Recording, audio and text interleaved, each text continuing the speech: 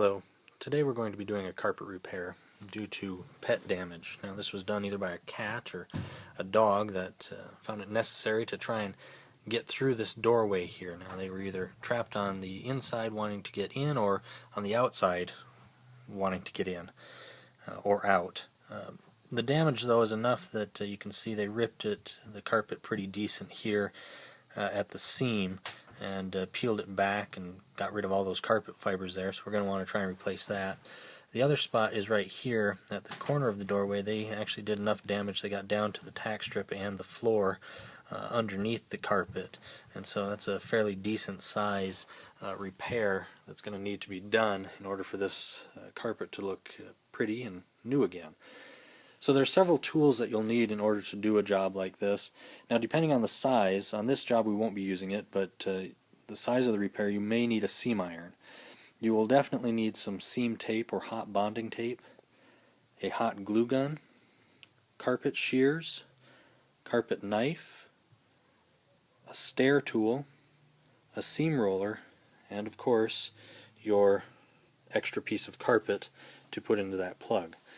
So to get started with, we'll set this here so you can see. We're going to try and take our carpet shears and we're going to be trimming away this excess fibers, because you don't want those in there. They'll get in the way. And well, in this instance we're actually just going to peel the carpet back, pull it up from the wall a little bit here, and we're going to try and clean up this edge by just using our carpet knife. And we're going to cut that damaged area away, get rid of much of the fibers and damage as we possibly can. Now, if at all possible, you always want to cut from the back side of the carpet, because otherwise you're cutting your carpet fibers and it just makes them short and unmanageable.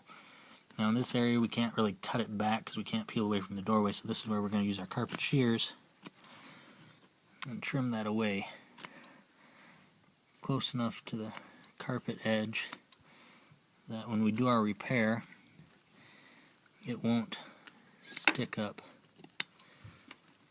through.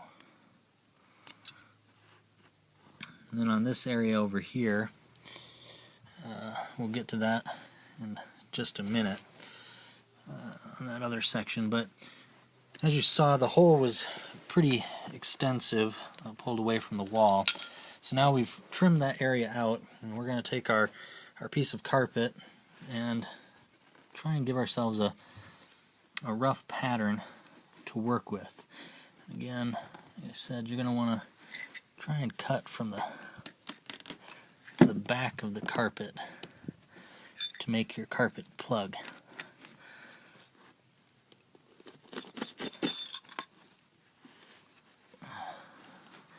You're always going to be wanting to kind of dry fit that in to make sure it's going to be the right size of a piece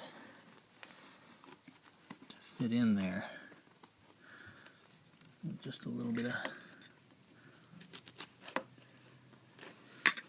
trimming. Now you can see that already looks pretty good just the way it is, but we want it to look even better and make sure that it's going to hold. So this is where some of your, take that carpet plug out, your seam tape comes in. You're going to want to take a piece, the hole is roughly this big, so you want a piece that's going to go underneath both edges of the carpet, so somewhere around that size. Rip that piece of seam tape off. Now you're going to want to tuck your tape underneath the carpet so you've got something for all of the carpet materials to bond to. Now by this time your hot glue gun should be pretty well heated up, and so we'll try and squirt enough underneath all the edges right now to to give you a good bond for the carpet that's down, because you want them to stay as one piece. You don't want one piece coming up while the other one's down. Then your repair is kind of for naught.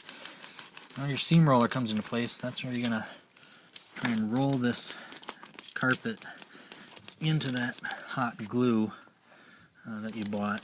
You can get some specialty glues at your carpet supply stores that hold really well, or you can use just your household craft glue that you can get at any of your hobby stores, or even most department stores. So now that that's nicely stuck to that piece of hot bonding tape, now we're going to take our hot glue gun again. Remember, we've got our piece, so we're going to want to make sure that our plug, it fits in there the way we want it to. It does. We want to make sure that all of our carpet fibers are pulled back out of the way, because we don't want those getting in the glue and getting stuck down, because it'll make the repair look a little funny.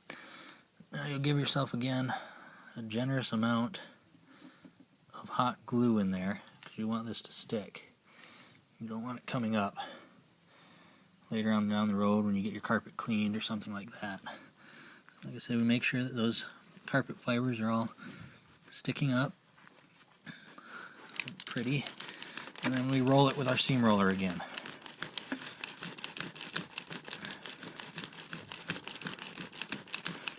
That makes sure that glue gets distributed and pressed down into the carpet fibers and onto that bonding tape. And you're going to want to let that cool.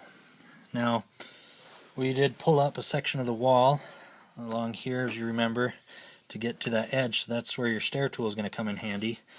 You're going to start tucking that wall and that repair back down in. I like to give a little tap on the edges there, make sure it looks nice and fluffy. Now, that one is pretty well done. We're going to move over and look at this other repair that we need to do. Now this one, remember, we can't get underneath there, so we're going to trim away all of these excess fibers again, because otherwise they'll just mess up all of our seam or our repair here. Make sure all the loose ones are out of the way, and outside of the where your repair is going to be.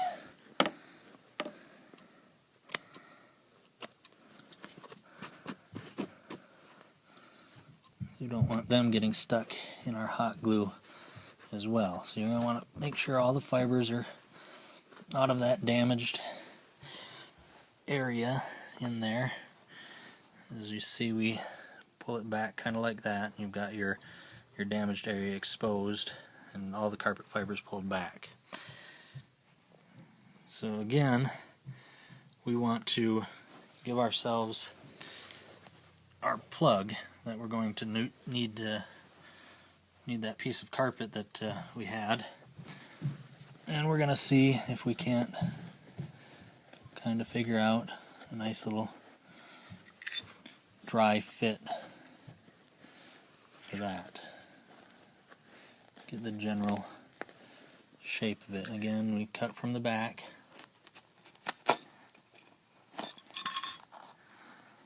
Sometimes when you're cutting those, you got to get off some of those excess fibers with your carpet shears again. So that kind of matches our patch there. We don't want it to be too long, get all bumped up. So we'll trim off a little bit more with our carpet shears.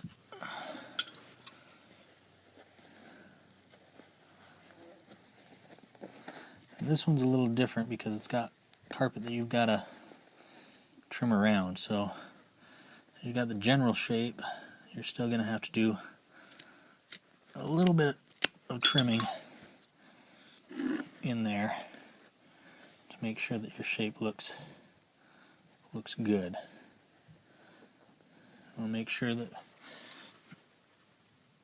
these carpet fibers aren't going to stick up funny when you put that repair in.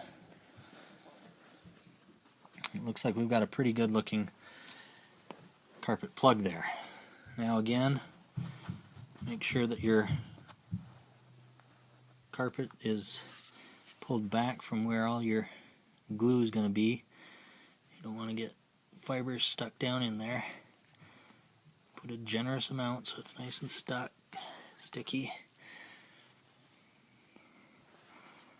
And then gently put that plug in as you work away all the fibers. And then with your seam iron or seam roller, you roll it down into place.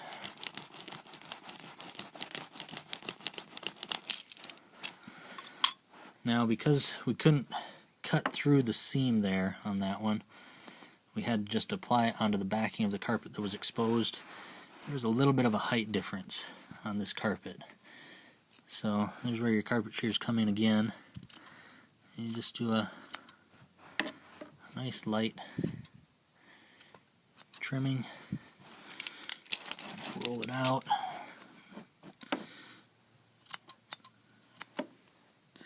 Make sure that one that you just did looks pretty good.